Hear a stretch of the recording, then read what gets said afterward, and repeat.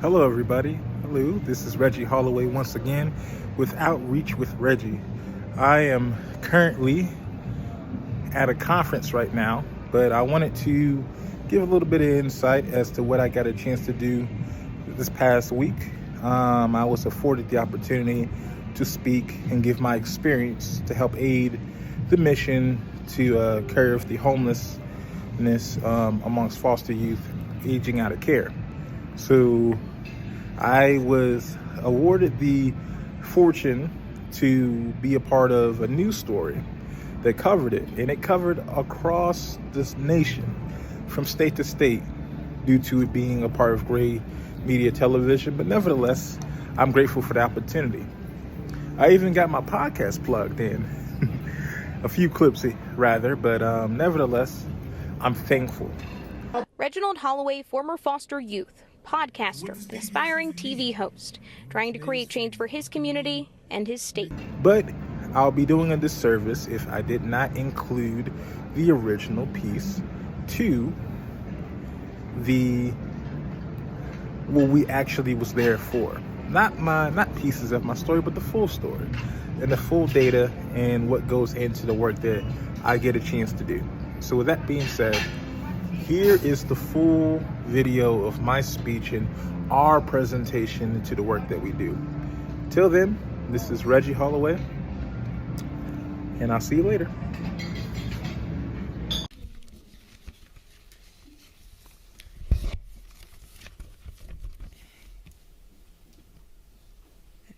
And Devin, the floor is yours, and you can introduce the other speakers. All right, good morning. Thank you so much for having us and giving us the opportunity to make sure the voice of lived experience of transition age youth is heard. My name is Devin Rudy Johnson, and I'm here serving as the Youth Engagement Coordinator with the Georgia Empowerment Program, which is through the Multi-Agency Alliance for Children, lovingly known as MAC. Empowerment is a youth-led and youth-focused organization dedicated to training and empowering young people who are currently in or have lived experience in care. Our mission is to directly influence and improve the way policies are written and administered, ensuring that decisions affecting youth experiencing foster care are made with their direct input and lived experience in mind. Our motto is nothing about us without us. I'm happy to answer any questions about MAC or empowerment, and we're also happy to set up individual meetings to talk more in depth. But really, I would like to turn it over to our esteemed lived experience experts, Reginald Holloway and Kyra Stout. They'll be talking about their experience transitioning into adulthood from our child welfare system. And I'll close out with saying thank you again for this opportunity. By holding this committee, you are showing young people transitioning out of care not only that they matter, but you care. Reggie, I'll pass it off to you.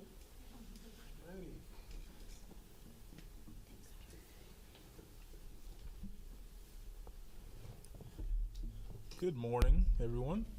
Good morning. I guess you're going first. Yes, ma'am. My name is Reginald Holloway, and I'm a young adult who has close to 17 years of lived experience within the foster care system. I am also a graduate of the University of West Georgia with a degree in communications and a minor in sociology. As I aged out of the foster care system in 2019, one of the biggest struggles for me at the time was finding housing stability, as I was in college at the time and often relied on dormitory living. So much so that eventually I had to couch surf in the middle of my collegiate career as I struggled with housing stability. I mention this because one of the biggest challenges youth face today when transitioning from care is housing instability. In 2019, which is the same year I aged out of care at the age of 21, the U.S. Department of Housing and Urban Development created the Foster Youth to Independence Program, which offers up to 36 months or 3 years of rental assistance to young adults who have moved on from foster care. The money that is allocated is not directly from the government themselves, but from the state that applies for the funding. And according to the Department of Housing and Urban Development data from fall of 2023, housing authorities in Georgia have received only 8 FYI or foster youth to independent vouchers total since the program began. By contrast, each of those years since the existence of it, Florida has received at least 75 vouchers each year. Only 5 states, all significantly smaller than Georgia, have requested fewer vouchers. With that being said, alongside housing, mental health is just as critical. Foster youth who have experienced the foster care experience have PTSD at rates that double that of war veterans. But the moment that we all turn 18, it is more difficult to obtain and find those resources. To be particular, many youth go without knowing about having to renew their AmeriGroup healthcare insurance that is needed to be done every year. Systems like that aren't just handed to us at the same level of support that match the trauma that we often carry from our experiences within foster care. I know what it feels like to struggle with mental health. Oftentimes enough, I relied on the free therapy that I received throughout my college career. And oftentimes enough, not having a safety net to catch you at times where you need it the most. So what helps, you may wonder? Community-based resources, programs like MAC, Up3 Atlanta, and local workforce initiatives that meet us where we are. They provide financial literacy, clothing, and basic needs, mental health resources, and real opportunities. When youth have that foundation, we don't just survive, we're able to succeed. So I'm asking you today to prioritize policies and give a closer eye to fully utilizing the federal housing vouchers, the expanding of access to youth-centered mental health services, an investment in resources and resource networks that give foster youth a real shot at adulthood. So I end by saying thank you all for listening. I really appreciate your time. And thank you for considering how your decisions could change the lives of young people like me. Thank you. Thank you very much, Reggie, and congratulations on your successful completion of your education. Thank you, and ma'am. we wish you all the best. Questions from the committee? Yes, Senator Parent. Thank you. It's less a question than I'm trying to write down the list that you said at the end, and I missed, I think, a couple things. I got programs like MAC, and did you name another one? Yes, ma'am. Okay. Up3 Atlanta. Okay, thank you. And then youth-centered mental health services, fully draw down the housing dollars. The housing voucher, ma'am. The housing Yes, ma'am. voucher, thank you. Workforce supports. Yes, ma'am. And what am I missing? That was what I had. That's all I had centered. Then I did. Okay. Thank you so much. I appreciate it. And yes, I want to echo the chairman in congratulating you on how hard you've worked and your success in the past, and I'm sure future. Thank you. Other questions from the committee? Okay, thank you very much. Yes, ma'am. Okay, you're up. Please introduce yourself. And be close to the mic as you can. We've got a lot of people streaming the meeting, so I want to be sure they can I hear. do have a quite soft voice, so I'll project. So, good morning, everyone. My name is Kyra Stout. I'm a second-year biology major at Georgia State University, and I also have experienced Georgia's foster care system. So today, I want to highlight 2 issues that shaped my journey: education setbacks and housing struggles. So many transition-age youth in high school face academic challenges that delay graduation, prevent them from qualifying for the Hope Scholarship, and shorten the time they can access programs like the Education and Training Voucher. This is often due to placement instability. According to the Administration of Children and Families, something like 69.6% of youth in care experience moving between multiple schools and systems. Now, combined with higher levels of mental distress and limited support, The result is too many young people falling behind. For me, the impact was personal. Not all of my credits transferred when I changed schools, and I was held back a grade. I remember feeling ashamed so much that I have even avoided making friends because I didn't want my peers to know my real age. I tried to get back on track, asking guidance counselors about testing out of classes, taking AP or honors, or enrolling in dual enrollment, but most of the adults didn't support me. And this experience isn't unique to me at all because I shared my experience on a panel at the most recent celebration of excellence, and several youth had come up to me afterwards and commended me for sharing my story because they could relate as well. Even so, in my journey, I didn't give up. I graduated high school at 19 and enrolled in Georgia State at 20. But unfortunately, many foster youth don't make it that far. Statewide, only 11% of foster youth graduate high school and only 6% attend college, even though 70% say that they want to, according to a report published by Andrew Young School of Policy Studies at my school, GSU. Housing instability made these challenges even harder. When you don't know where you're going to sleep, it's almost impossible to focus on school. That's why I was really proud to witness the passage of House Bill 136, which includes the Fostering Success Act and the opportunity to be present at our governor's recent signing ceremony. In addition, I was also really excited to mobilize support for SB 85, the Georgia Foster Care Scholarship Program, to help cover tuition for public and private four-year institutions in Georgia.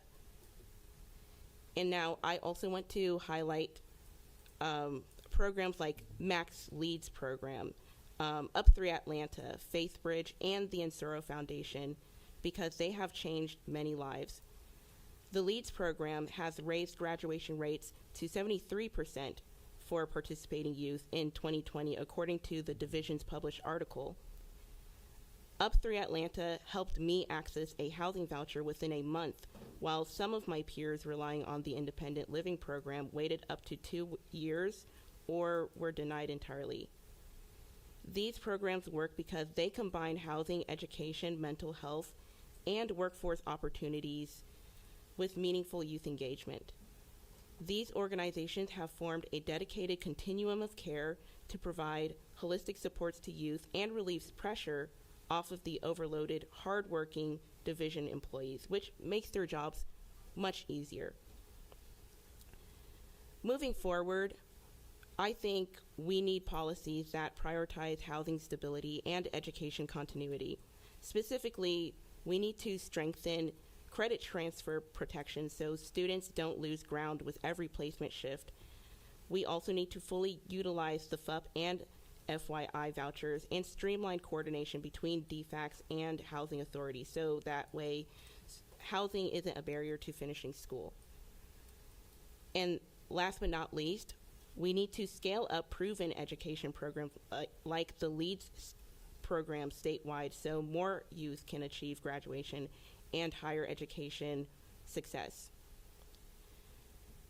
So I want to thank all of you for listening and for including youth voices in shaping solutions that will transform outcomes for young people like me.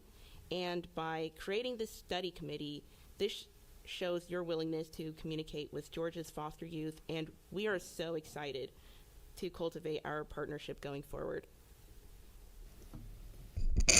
Thank you so much. We are I'm proud of your perseverance and also your engagement in the process. That's very important.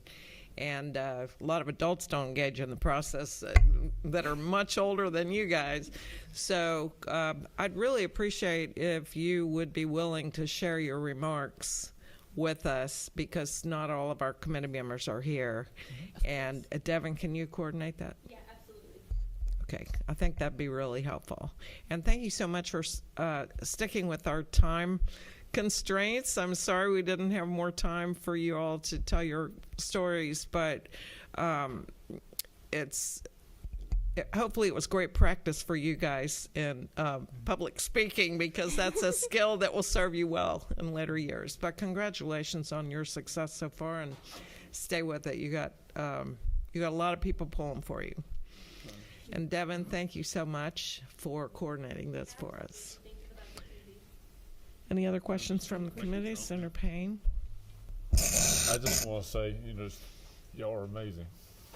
And your maturity, the way you develop, but literally, and it's always amazed me when you see those that you just know they have a heart to overcome, to endure, to go down the hard path and know I'm going to be better on the other side.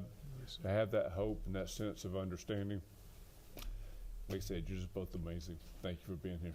Thank you. Mm-hmm. Thank you for being a part of the solution. Hoping that maybe it's not today, but in between sessions, or maybe we will be getting this, I would love to have some more information on the specifics of the programs that you two lifted up, and kind of exactly how they engage and what y'all do. Yes. So with some of the programs I've mentioned, like the LEADS program at MAC, so they partner with the division actually to get in contact with those students who need the education support, particularly in high school, and they provide resources like studying,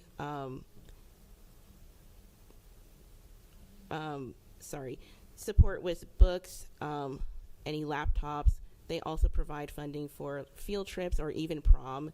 And these things I think are really holistic and imperative to a young person's experience in high school particularly. And they also help with the transitioning process with college as well. And then with Up 3 is very holistic. It is founded by Miss Ann Corelli, and they provide wraparound services, which looks like providing transportation, housing, yes, and also education, groceries, things like that young people will need help with daily, as well as providing things that can help you to enrich you, such as like piano lessons and things that fuel young people's passion. So it's not only about surviving, but being well-rounded adults and that also is important for the mental health piece. And then with MAC, of course. So I've already highlighted the LEADS program, but we're also advocates with Georgia Empowerment. And how the engagement looks is we go to events such as Celebration of Excellence. We go to different group homes. We also do national work as well. And we train other young people with lived experience to be able to engage in the legislative process, as well as educate others about resources. Thank you so much. And we're happy to set up meetings to talk about any of the other programs as well. And we also have a number of other young people who have day jobs and were not able to make it today that would love to speak with you as well if you'd like. Yeah, Devin, if you could maybe put together a short list of the organizations that you are working with, I think that would help us. And on the housing vouchers, we're gathering some more information on that because I think there's a couple things that can be improved, one of which may or may not be the complexity of the application process. That's federal. And then the referral pipeline, I think DFEX is already working on that. So you'll hear more about that, I'm sure, at the next couple meetings. Senator Hatchett. Yes, thank you. And thank y'all for bringing these concerns to us. And just echo what Vanessa said. Congratulations, y'all. I mean, we're proud of you guys for y'all to be here today after what you've been through. I want to ask two questions. One's directed towards you. When you were talking about the transfer credits, Yes. Is that something that happens in high school, middle school, elementary school, or all the way through? Yes. The answer is yes. Yes. Yeah. And in my experience, it was really imperative that in high school, because that is where you're considering going to college and everything. So if I had some ideas about how we can strengthen those protections, because especially when a young person is moving placements and going from county to county, that is where it becomes really complicated. And then there are a lot of guidance counselors, unfortunately, who are not aware of some of the options, such as testing out of equivalent courses to attain that credit. So that way you don't have to retake the class if you've already taken it. Partnering with the College Board to learn more about attaining those credits, as well as I've spoken to several young people who were interested in dual enrollment as well. And in my experience, when I've expressed interest in these things, I felt like they were minimized, or, you know, I didn't feel like the adults were trying to steer me in that direction. So I would like to see more support for that as well.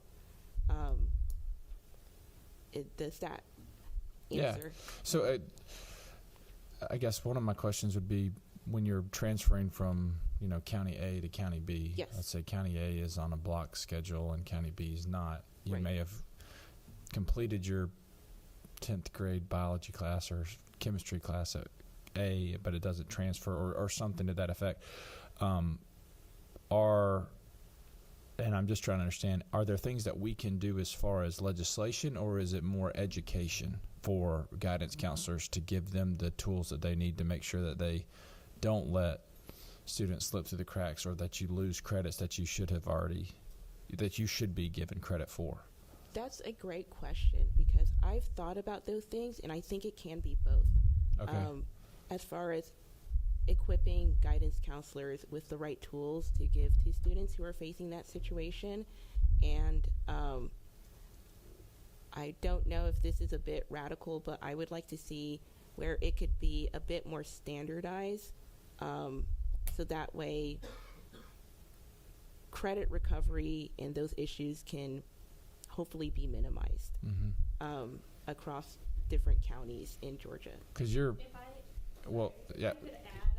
Can you speak to the mic? Yeah. If I could add, I actually worked in our MAC Leads program, and at one point it took me a month and a half to get a young person enrolled in school. And they were transferring from one county to another county. There were barriers within that school that prevented them from getting enrolled as soon as possible. So imagine you've missed a month of school and now you're trying to catch up.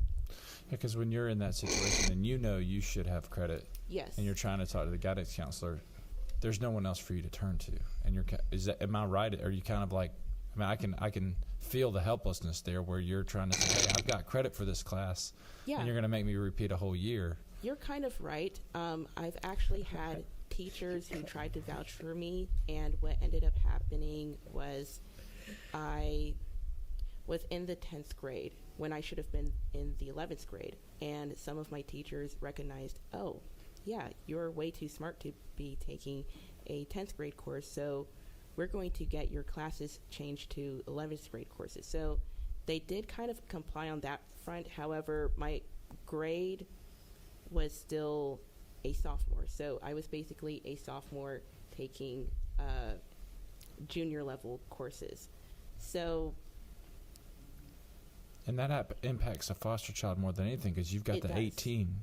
18 years is when you age out. Yes. And you're not trying to beat the clock, but you run out of could potentially run out of resources Right, at that point. because even for other foster youth, some of them are placed 2 or 3 grades back, so they have to stay in high school even longer. And by the time that they do achieve graduation at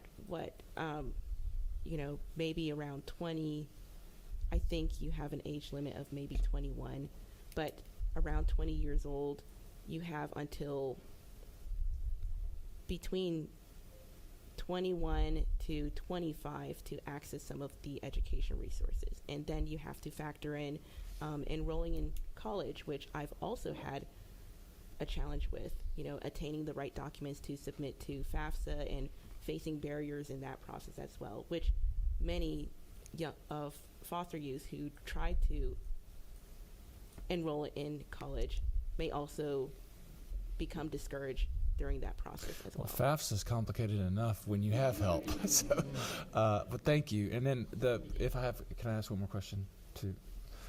When you were talking about housing when you were in college, is that something that is that the biggest issue? Did you face that during the summer when student housing wasn't available? Because I know if you're not currently enrolled, you can't live in student housing. Was that your biggest issue? Yes, sir. It was. So if I'm allowed to backtrack here, a few weeks before my 21st birthday, when I aged out of care, I asked about housing resources at the time, what would be applicable for. I was advised to look for Section 8 housing or for the voucher, because the voucher at the time was geared towards youth who were still in care. So throughout that time, I did have to sign up for summer housing for summer classes for the sake of summer housing. Okay, that was going to be my question. Did you sign up for summer school just so you could have a place to live? Yes, sir. Okay. And so a program that, like if you were to get an internship or something locally that would allow you to stay in student housing even though you're not currently enrolled in summer school, would that have been helpful for you? Yes. Okay. Okay, I love that you told Senator Hatch that he was kind of right. He didn't hear that a lot. That's a legal term, too. So thank you very much for being with us today, and we'll look forward to some more information from you guys. And before we wrap up, I want to just remind everybody that there are sign-up sheets in the back if you're interested in participating by testimony or by submitting written information to the committee. We need your contact information on those sheets. And I want to thank our staff who have been great at setting this up and just making sure that it goes smoothly.